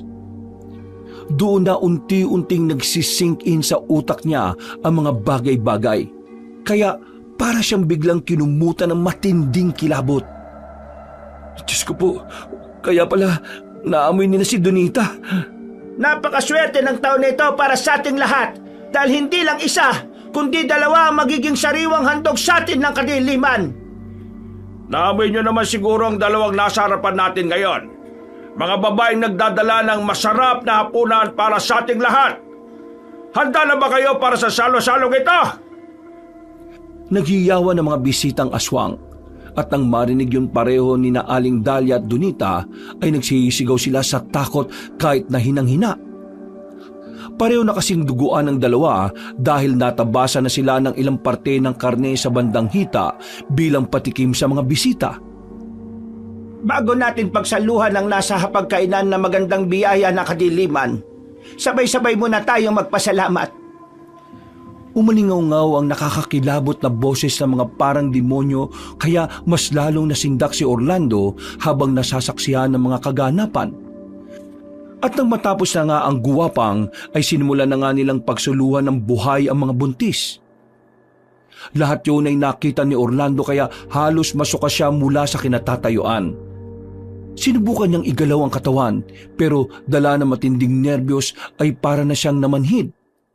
Ramdam niya ang panginginig ng buong kalamnan niya at parabang umaakyat ang tensyon sa kanyang batok. Kailangan kong makaalis dito. Hindi na niya halos natapos ang sinasabi sapagkat ang lahat ng nasa hapagkainan ay biglang naglingunan sa kinaroroonan niya. Sabay-sabay yung nagngitian sa kanya habang nilalantakan ng 2 buntis na nag-aaway buhay na. Gumalaw ka, Orlan! Ano ba? Dahil sa matinding takot ay para nangang natuod si Orlando. Pakiramdam niya rin tuloy ay parang tumigil ang pagtibok ng kanyang puso at sinundan na yun ng unti-unting pagdilim ng kanyang paningin. Nagabol na rin siya ng hininga at nang mapalingon sa mga aswang ay mas lalo lang siyang natakot. Halos naliligo na kasi ang mga yun sa dugo nang nilalantakan nilang biktima habang nakangiti at nakatingin pa rin sa kanya. Orlando! Orlando!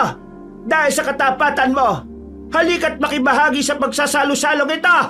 Salamat sa magandang handog na binigay mo sa amin, Orlan. Kung di mo dinala sa lugar na ito ang asawa ng pinsan mo hindi kami makakadalawang buntis ngayong taon na ito. Bilang pabuya sa iyong ginawa, nagkaisa ang mga guwapang na gawin ka rin kauri namin. Kaya humanda ka at magpasalamat dahil mabibiyayaan ka ng kapangyarihang panghabang buhay. Tulong! Tulong! Nagtawanan lang ang mga aswang habang pinagmamasdan ni Orlando na sinisikap na makaalis sa lugar na yon. Subalit pinangibabawan na talaga siya ng pagkasindak kaya tuluyan na siyang nanghina at natumba. Kitang-kita pa niya kung paano ubusin ng mga aswang ang dalawang buntis na parang malambot at natural na karne lang. Pagkatapos noon ay napapikit na lang siya at nagpaagos sa kung anuman ang mangyayari. Ang huli niyang narinig ay isang malakas at nakakakilabot na alulong pero hindi na niya ito inintindi pa dahil sa matinding pagod na nararamdaman. Ang huling natatandaan niya lang ay merong lalaking humatak sa kanya palayo sa lugar na yon. Nahapyawan ng paningin niya si Dichro. Pero dahil sa sobrang panghihina ay hindi na talaga niya kinaya. At makalipas ang ilang saglit ay bigla na lang napabalikwas ng bangon si Orlando. Matapos makarinig ng pamilyar na boses mula sa hindi kalayuan. Hindi na niya inalintana kung nasan siya dahil ang mahalaga sa kanya sa ngayon ay makaalis sa lugar na yon. Marahan niyang iminulat ng kanyang mga mata habang pinakikinggan ng nasabing boses. Nang maging malinaw na ang lahat, ay sakalang tumatak sa kanya kung kanino ang tinig na naririnig kanina pa. Pinsan! Pinsan! Orlando! Nasaan ka ba? Dali-daling napabangon ng bigutilyong lalaki pero natigilan din siya sapagkat nananakit ang kanyang ulo. Napahawak siya rito habang marahang naglalakad papunta sa kung saan. Dichiro! Nasaan ka? Pagbukas niya ng pinto ay doon na nga niya narinig ang mga alulong at sigawan mula sa magarang bahay. Sinusundan niyo ng boses ng kanyang pinsan na tila nagmamakaawa at takot na takot. Kaya napatingin siya sa maliit na gate na dumudugtong mula sa apartment papasok sa magarang bahay. Pinsan! Orlan! Tulungan mo ako! Si Donita! Si Donita! Pinatay nila si Donita! Mga alimaw sila! Matapos marinig ang nagsusumigaw at takot na tinig ni Dichro, ay nagmadali nga si Orlando sa pagpunta sa magarang bahay. Hilong-hilo pa rin siya at lutang pero wala na nga siyang pakialam sa mga bagay-bagay. Gusto na lang talaga niya ay makaalis sa lugar na yon. Pagpasok ay dumiretso kagad siya sa dirty kitchen. Subalit hindi niya nakita roon si Dichro. Umaalingaw-ngaw lang sa labas ang nakakatakot at paulit-ulit na alulong at mga ungol ng kung anong nilalang. Nang lumabas na siya at magtungo sa garden, ay doon na nga tumambad sa kanyang paningin ang kahindik-hindik na mga halimaw. Kulubot ang mga muka, lubog ang ilong, matutulis ang tenga, matatalim ang mga ngipin, mahaba ang mga dila at matutulis sa mga kuko. Sa kabila ng nakakatakot na anyo, ay nakilala niya kaagad ang mga yon. Handa ka na bang maging kauri namin, Orlando? Pabili ka! Papatayin namin ang pinsan mo at ikaw ang gagawin naming guwapang o ikaw ang papatayin namin at siya ang gagawin naming guwapang? Kung magiging kauri ka namin, maaari mo pakasalan ng pamangkin namin si Asmin. Ipakalat nyo ang lahi ng mga guwapang para magpatuloy ang henerasyon ng mga maharlikang aswang. Nanayo ang mga balahibo ni Orlando dahil sa takot at nang sinubukan niyang igalaw ang katawan ay para na naman siyang naistatwa. Nagsimula na namang manginig ang kanyang mga tuhod hanggang sa makaramdam na naman siya ng pagkahilo dahil sa tindi ng takot at nerbiyos. Dala na matinding takot ay naabutan na naman niya ang sarili na humahabol na naman sa paghinga. Magdesisyon ka na habang may oras pa. Habang lumalalim ang gabi ay natatakaw ang aming mga bisita. Kapag hindi kami nakapagtimpi, pare-pareho namin kayong pagpepiestahan. Kaya sumagot ka na, Orlan! Bigyan mo siya ng pagkakataon, Aster. Hindi na ako makapaghintay eh. Ang bagal magdesisyon. Dahil doon ay kaagad na ngang kumilos ang lalaking aswang. Hindi nila namalayan ang pagsalakay nito. Mula sa kinatatayuan ay nakita niya kung paano habulin ni Ginoong Aster si Dichro na takot na takot. Ang akala niya ay papatay na rin ang kanyang pinsan pero pinukpok lang yon sa batok hanggang sa mawala ng malay. Samantala, paglingon naman niya sa bandang kanan ay nakita niya roon si Asmin na nakangiti. Hinawakan siya ng dalagang guwapang sa magkabilang pisngi at saka hinalikan ng mariin. Pagkatapos noon ay saka siya noon sinikmuraan hanggang sa mawalan na naman siya ng malay tao. Hindi na alam ni Orlando ang mga nangyayari dahil tuluyan nang binalot ng dilim ang buo niyang pagkatao. Hindi niya rin alam kung ilang oras na siyang nakatulog pero pagdilat niya ay napasigaw kagad siya sa gitna ng kadiliman. Nasaan ako? Pinsan! Ikaw na ba yan? Nandito ka rin ba? Nasaan ba tayo? Kagad tumayo si Orlando at kabadong pinakiramdaman ng paligid na tila mamasa-masa at mabaho. Naalala niya ang amoy na to kung saan niya sinundo ang mga bisita. Hindi siya maaaring magkamali. Ganun-ganon ang amoy noon. Kahit natatakot ay sinikap niyang magpakatatag dahil gusto niyang makauwi ng buhay para sa kanyang pamilya. Ichiro, nasaan ka? Kumalma ka lang ha. At huwag ka masyadong mag-iingay. Dahil baka marinig tayo ng mga aswang. Nasaan ka na? Pupunta kita. Pinsan, nandito ako. Tulungan mo ako. Ayaw ko pang mamatay, no? Gawin mo na ang gusto nila. Hayaan mo ako maging kauri nila para hindi ako mamatay. Anong pinagsasabi mo, Dichiro? Huwag ka na nga magmaang-maangan, pinsan. Narinig ko yung deal sa'yo ng mga aswang na yon. Ikaw ang pinagdidesisyon nila kung mabubuhay ako o hindi. Kaya parang awa mo na. Magsakripisyo ka na para makalis ako dito. Napabuntong hininga na lang ang bigotilyong lalaki dahil hindi niya sukat akalain na ganun pala talagang makasarili ang kanyang pinsan. Pero sa kabilang banda, ayaw niya rin naman talaga na mamatay ito. Pero ayaw rin niyang mamatay sa ganung paraan. Wala na munang nagsalita sa kanila. At dahil sa dilim ng paligid at walang makitang kahit na ano, kaya naman habang naghahanap at nangangapa sa dilim, biglang nadapa si Orlando matapos makatapak ng kung anong bagay na medyo matigas. Nang ma-realize niyang buto ng tao ang pinagtisuran niya, ay muntik na siyang mapasigaw. Mabuti na lang ay kaagad niyang natutup ang bibig. Kaya pala ganun na lang ang amoy ng lugar sapagkat doon marahil itinatapon ng kanyang mga amo ang natitirang bahagi sa katawan ng kanilang biktima. Orlan, ano na? Hanggang dito ba naman magiging makasarili ka ba? Namatayan na ako ng mahal sa buhay. Bakit kasi dinabay mo pa kami rito sa gulong pinasok mo sa mga halimaw mong amo Hoy, narinig mo ba sarili mo, Dichiro? Ako nang damay sa inyo? Sino ba nagsabi na puntahan niyo ako dito, ha? Ikaw nagpumilit na isalta ang sarili mo Wala ka talagang kwentang tao no? Pare-pareho lang kayo. Sana, ikaw na lang namatay at hindi si Donita. Dichiro, pwede ba tumahimik ka na lang? Bakit ako tatahimik Pinatay na nila si Donita. Tulog! Tulog! Sa muling pagsigaw nga ni Dichiro ay alam na ni Orlando na hindi na maganda ang nangyari. Kaya naman kahit takot na takot ay sinikap niyang manahimik habang hinahanap ang daan sa madilim. Hanggang sa marinig at maramdaman na lang niya na may kung anong bagay na bumagsak sa kanyang harapan. May nagtalsikang dugo sa kanyang mukha pati katawan. At nang maamoy niya ito ay bigla siyang napaupo habang napapaatras. Maya-maya ay isang mabigat na yabag ang kanyang narinig.